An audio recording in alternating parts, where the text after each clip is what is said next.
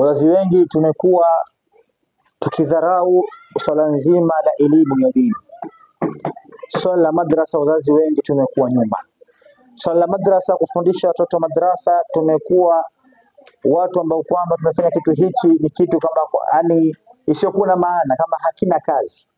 Na wallahi madrasa na elimu ya dini inamkuza mtoto katika iman na katika tarbia na akhlaq. Ndugu zangu tukufu wa Kiislamu, leo ukimlinganisha mtoto aliyesoma madrasa na mtoto ambaye kwamba hajasoma madrasa, amesoma elimu ya dunia peke yake, hawa hawezi kuwa sawa.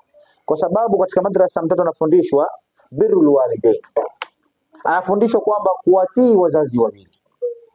Upande madrasa mtoto anafundishwa kwamba katika hadithi, ridwallahi fi ridwal walidain wa sakhatallahi fi sakhatihima, radhi za wazazi zipo pamoja, radhi ya Mwenyezi Mungu zipo pamoja na radhi za wazazi wawili. Huyu mtoto wa Kiislamu anafundishwa katika madrasa, lakini wazazi tumekuwa nyuma katika kuelimisha watoto wetu swala nzima la dini yao.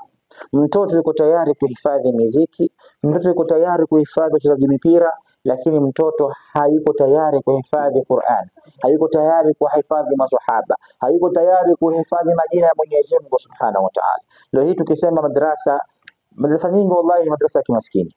Kama hapa madrasa Hasbunallah Islamia, alhamdulillah tuna wanafunzi takriban zaidi ya 30 na kuendelea, na hawa wote wanafunzi hapa wanajifundisha maneno ya Mwenyezi Mungu Subhanahu wa Ta'ala.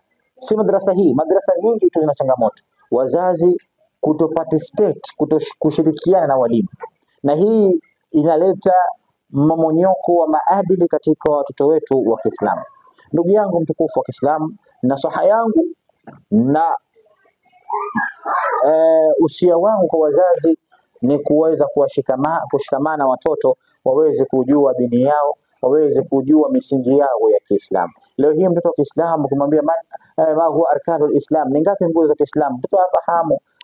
Kumwambia ma huwa tahara, ni tahara, mtoto afahamu. Lakini leo madrasa, mtoto huyo akisoma atafahamu dini yake, atafahamu jinsi ya kuswali, atafahamu mambo mengi kuhusu Mwenyezi Mungu Subhanahu wa Ta'ala. Kwa sababu Mwenyezi Mungu anatuambia yarfa'ullahu alladhina amanu walladhina utul ilma darajat. Mwenyezi Mungu Subhanahu wa Ta'ala atawanyanyua wale muamini Mwenyezi Mungu na wale wenye ilmu. Kwa hiyo ndugu yangu mtukufu wa Kiislamu, katika kipindi hichi chetu cha nasaha ya dawa, ningependa nikome hapo, kwa sababu Mtume atuambia khairul kalami ma waqalla wa dalla, bora mazungumzo ni machache yenye kufahamika. Mwenyezi Mungu atujalie alladhina yastami'una qawla fattabi'una ahsana. Wassalamu alaykum wa rahmatullahi wa barakatuh.